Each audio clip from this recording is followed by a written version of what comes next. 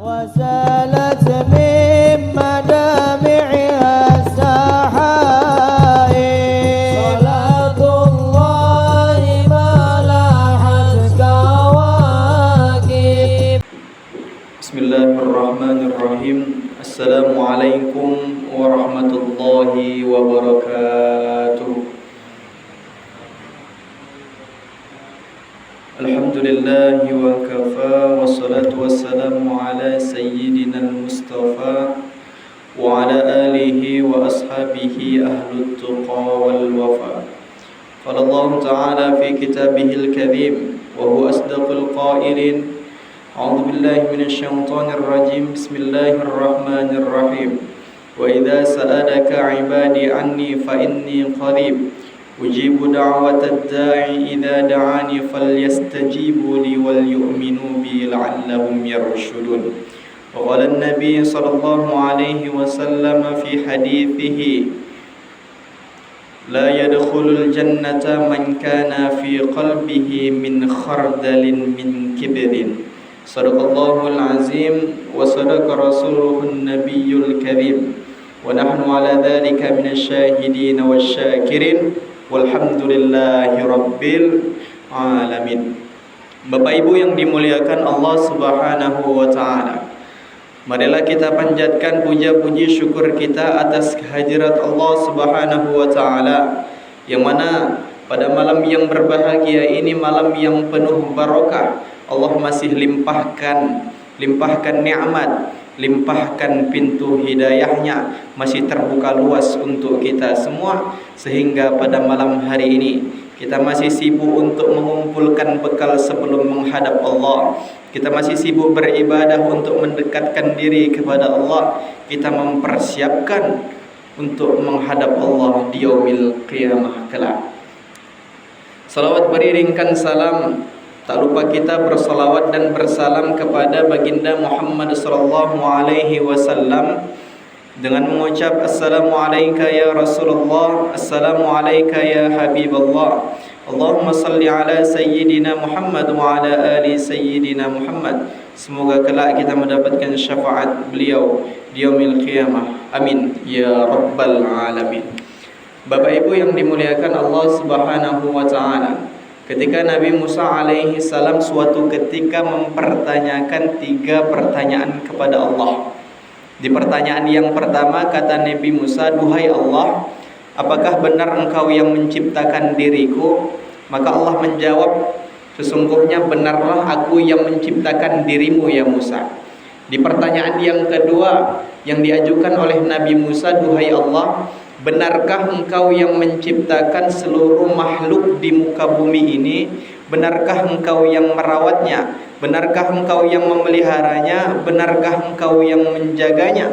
Benarkah engkau yang memberikan rizki semua makhluk di muka bumi ini?" Maka ketika itu Allah Subhanahu wa ta'ala menjawab, "Sesungguhnya akulah yang menciptakan seluruh makhluk di muka bumi ini. Akulah yang merawatnya, akulah yang memeliharanya, akulah yang menjaganya, akulah yang memberikan rizki semua makhluk di muka bumi ini." Memasuki pertanyaan yang ketiga, kata Nabi Musa alaihi salam, "Duhai Allah, jikalau benar engkau yang menciptakan diriku, jikalau engkau benar yang menciptakan seluruh makhluk di muka bumi ini, engkau yang merawatnya, engkau yang menjaganya, engkau yang memeliharanya, engkau yang memberikannya rizki, lantas mengapa nanti di yaumil qiyamah, di akhirat kelak, engkau memisahkannya menjadi 2 golongan. Golongan yang pertama engkau masukkan ke dalam surga, sedangkan golongan yang satu lagi engkau masukkan ke dalam api neraka." Maka ketika itu Allah tak menjawab pertanyaan Nabi Musa yang ketiga. Allah menjawab pertanyaan Nabi Musa yang pertama, yang kedua dijawab oleh Allah, namun Allah tak menjawab pertanyaan yang ketiga yang dilontarkan Nabi Musa tadi.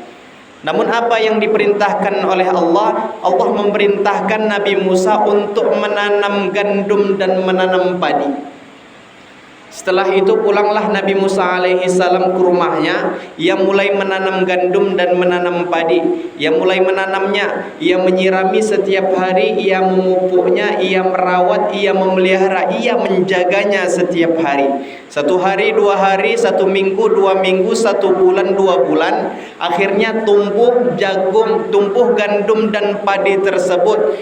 Tumbuhlah bunganya hingga datang waktu panen. Nabi Musa alaihi salam bersiap untuk memanen hasil panennya tersebut.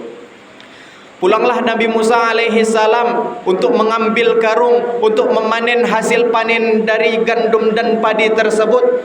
Ia memisahkannya menjadi 2 golongan.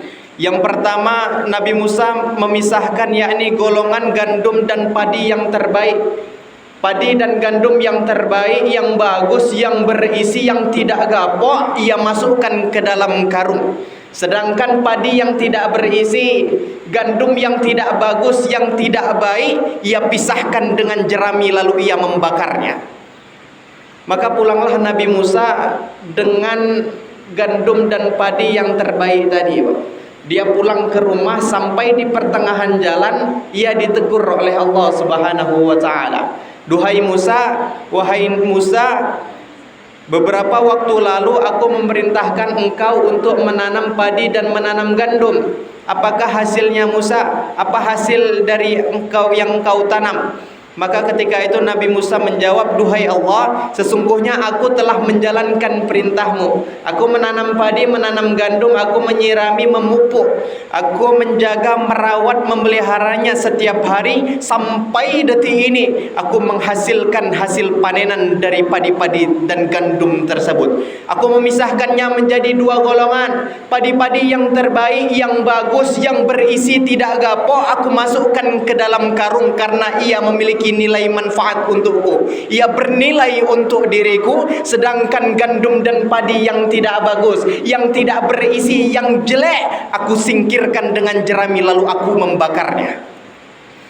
Apa kata Allah ketika itu? Gitulah aku wahai Musa, begitulah aku dengan hambaku. Aku menciptakan mereka, memelihara mereka, merawatnya. Aku memberikan rizki kepada hamba-hambaku. Namun di akhirat kelak nanti, di yaumil qiyamah, aku akan memisahkan menjadi 2 golongan. Hamba-hamba yang terbaik, yang taat kepadaku, yang tidak menginjak-injak perintahku, yang bagus amalannya, aku akan masukkan ia ke dalam surga. Sedangkan hamba-hamba yang buruk, yang tidak baik, yang menginjak-injak perintahku, yang melanggar laranganku, aku akan masukkan ia ke dalam api nerakaku. Maka itu jawaban Allah Subhanahu wa taala untuk pertanyaan yang ketiga tadi, Pak. Lantas pertanyaannya untuk kita semua, sudahkah kita bernilai di mata Allah Subhanahu wa taala? Sudahkah kita bermanfaat di mata Allah Subhanahu wa taala? Sudahkah kita bermanfaat untuk agamanya Allah? Karena yang paling baik menurut Allah bukan kita yang paling banyak harta kita, bukan yang paling banyak pangkat kita, bukan yang paling tinggi pangkat kita, bukan yang paling tinggi jabatan kita. Namun apa kata Allah? Yang paling mulia di antara kita. Inna akramakum indallahi atqakum. Sesungguhnya yang paling mulia di antara kalian adalah orang yang paling bertakwa kepada Allah Subhanahu wa taala. Sudahkah kita bernilai di mata Allah? Maka hidup ini pilihan kita, Pak. Kita mau memilih bagus, mau memilih baik, mau memilih menjadi hamba yang terbaik atau yang buruk, itu pilihan kita. Namun Allah akan memisahkan kita nanti menjadi 2 golongan. Hamba yang terbaik akan dimasukkan ke dalam surga, sedangkan hamba yang buruk, yang durhaka kepada Allah, akan dimasukkan ke dalam api nerakanya Allah. Maka bermuhasabah diri kita, jadikan diri kita ini bernilai di mata Allah, bermanfaat untuk Allah, untuk agamanya Allah Subhanahu wa taala. Bergantung kita selalu kepada Allah. Berapa banyak di antara kita di setiap kegiatan kita, di setiap hidup dan kehidupan kita, kita tidak pernah menggantungkan Allah Subhanahu wa taala dalam hidup dan kehidupan kita, Pak. Berapa banyak di permasalahan rumah tangga kita, permasalahan ekonomi kita, permasalahan yang datang kepada kita, kita tak pernah melibatkan Allah di dalamnya. Bahkan ketika kita sukses, Allah melimpahkan rizki yang melimpah untuk kita, melimpahkan anugerah yang begitu besar untuk kita, kita lupa dengan Allah, tak pernah kita melibatkan Allah dalam hidup dan kehidupan kita. Maka Allah Subhanahu wa taala berkata dalam firman-Nya, "Wa idza sa'alaka 'ibadi 'anni fa inni qarib, ujibu da'watad da'i idza da'ani." Wahai Muhammad, jikalau ada hambaku nanti yang bertanya tentang diriku, katakan aku dekat. Maka Allah itu dekat dengan kita. Bahkan di surat lain kata Allah, Allah itu lebih dekat daripada urat nadi kita. Daripada urat nadi, Allah lebih dekat daripada urat nadi yang menempel di nadi kita. Makanya sungguh dekat.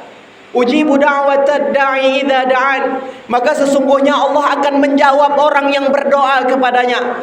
Allah akan memperselesaikan masalah jikalau hamba itu datang kepada Allah. Wasta'inu bis sabri was salah. Memohon ampunlah kepada Allah, memohon pertolonganlah kepada Allah bis sabri was salah, dengan sabar dan salat. Karena salat itu adalah puncak tertinggi dari penghambaan seorang hamba dengan Sang Khalik. Maka berapa banyak kegiatan kita tak pernah melibatkan Allah Subhanahu wa taala. Maka Allah, jangan salahkan Allah jikalau permasalahan kita tak kunjung selesai. Jangan salahkan Allah jikalau permasalahan ekonomi, permasalahan keluarga kita tak kunjung selesai, karena kita tak pernah melibatkan Allah di dalamnya, tak pernah kita menggantungkan Allah di dalamnya. Sombong kita kepada Allah sehingga kita tak perlu Allah, kita tak membutuhkan Allah dalam menyelesaikan perkara, menyelesaikan masalah dalam hidup dan kehidupan kita.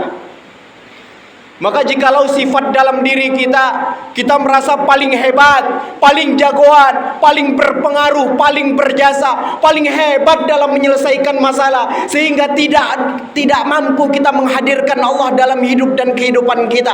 Kita tidak memerlukan Allah dalam hidup dan kehidupan kita. Kita tidak melibatkan Allah dalam hidup dan kehidupan kita. Maka kita jikalau sifat sombong itu ada dalam diri kita, maka apa yang membedakan kita dengan iblis? Apa yang membedakan kita dengan syaitan? Jikalau sifat sombong kita udah ada dalam diri kita. Jikalau syaitan mereka sombong dengan Nabi Adam, bagaimana dengan kita yang kita sombong dengan Allah, yang tak pernah melibatkan Allah dalam hidup dan kehidupan kita? Maka wajar jikalau Rasulullah sallallahu alaihi wasallam bersabda, la yadkhulul jannata man kana fi qalbihi min khardalin min kibrin. Maka sesungguhnya tidak akan masuk surga, tak akan merasakan surga, tak akan merasakan baunya surga siapa yang ada dalam dirinya sebiji sawi rasa sombong dalam hatinya, tak akan ia mendapatkan surga. Maka hilangkan sifat sombong kita kepada Allah. Apalagi hablum minan nas kita dengan manusia itu, hilangkan sifat sombong kita, hilangkan rasa, hilangkan sifat, hilangkan watak syaitan, yakni apa? Ana khairun minhu. Aku lebih baik daripada dia, aku lebih jago, aku lebih hebat. Hilangkan itu dari hidup dan kehidupan kita. Maka senantiasalah kita melibatkan Allah dalam hidup dan kehidupan kita. Sering kita membaca, sering kita menghafal, bahkan mungkin di antara kita semua hafal Qul huwallahu ahad, Allahus samad. Katakanlah dialah Allah yang satu, yang esa, Allahus samad. Allah tempat bergantung segala sesuatu. Maka hikmah ketika kita melibatkan Allah dalam kegiatan kita, kita melibatkan Allah dalam hidup dan kehidupan kita. Apa hikmahnya? Menandakan kita seorang hamba masih bergantung kepada Sang Khalik, Sang Pencipta, Allah Subhanahu wa taala. Maka gantungkan semua perkara kita kepada Allah Subhanahu wa taala. Jikalau kita punya permasalahan, Pak, libatkan Allah di dalamnya. Ketika kita sudah sukses, sudah kaya raya, Allah melimpahkan rizki, libatkan Allah di dalamnya, libatkan agama Allah di dalamnya untuk kita senantiasa beribadah kepada Allah. Untuk apa sebenarnya kita melibatkan Allah dalam kegiatan kita? Agar kita ini masih bergantung kepada Allah. Percuma kita ikhtiar berusaha, namun jikalau Allah tak mengizinkan, tak akan terkabul ikhtiar usaha kita. Bukankah semua perkara, bukankah semua apa-apa yang ditakdirkan di muka bumi ini atas izin Allah? Wa ma asaba min musibatin illa biidznillah. Maka sesungguhnya tak ada satu musibah, tak akan ada satu musibah pun yang datang kepada seorang hamba, tak akan ada satu ujian pun yang datang kepada seorang hamba, tak akan datang satu masalah pun yang datang kepada seorang hamba kecuali dengan izin Allah Subhanahu wa taala. Maka libatkan Allah dalam hidup dan kehidupan kita, libatkan Allah dalam setiap kegiatan kita, agar kita mendapatkan kesuksesan dunia, kesuksesan akhirat nanti di yaumil qiyamah kala. Nabi Muhammad, para anbiya, para rasul, mereka selalu melibatkan urusannya kepada Allah. Bukankah Nabi Muhammad ketika disakiti oleh bangsa Taif, bukankah Nabi Muhammad ketika dimaki-maki oleh bangsa Taif, ia dilempar dengan payu, ia dilempar dengan batu, ia dilempar dengan kotoran unta? Bukankah Rasulullah bergantung hanya kepada Allah? Karena ketika itu benteng Rasulullah, Abu Talib dan Siti Khadijah telah dicabut oleh Allah Subhanahu wa taala. Nabi Muhammad bergantung, orang yang paling dekat dengan Allah, yang sudah dijamin masuk surga, yang terbebas dari api neraka, yang terbebas dari dosa, yang mau bergantung kepada Allah, selalu menggantungkan dirinya kepada Allah. Bagaimana dengan kita yang penuh dosa, yang penuh dengan maksiat, yang belum jelas surga kita, yang belum jelas bahwasannya kita ini terbebas dari api neraka? Masa iya kita tidak mau menggantungkan urusan hidup dan kehidupan kita kepada Allah Subhanahu wa taala? Karena hakikat semua kehidupan ini atas izin Allah. Tak akan ada dunia, tak akan ada ujian, tak akan ada cobaan, tak akan ada musibah yang datang kepada kita kecuali dengan izin Allah Subhanahu wa taala. Semoga di bulan Ramadan 1445 Hijriah tahun ini menjadi bulan Ramadan terbaik daripada bulan Ramadan yang telah kita lalui. Kita menjadi lebih dekat kepada Allah, kita lebih sering berinteraksi oleh Allah melalui solat dan ibadah kita yang lainnya. Kita selalu menggantungkan urusan hidup dan kehidupan duniawi kita kepada Allah Subhanahu wa taala. Wabillahi taufiq wal hidayah wa ridha wal inayah. Wassalamu alaikum warahmatullahi wabarakatuh.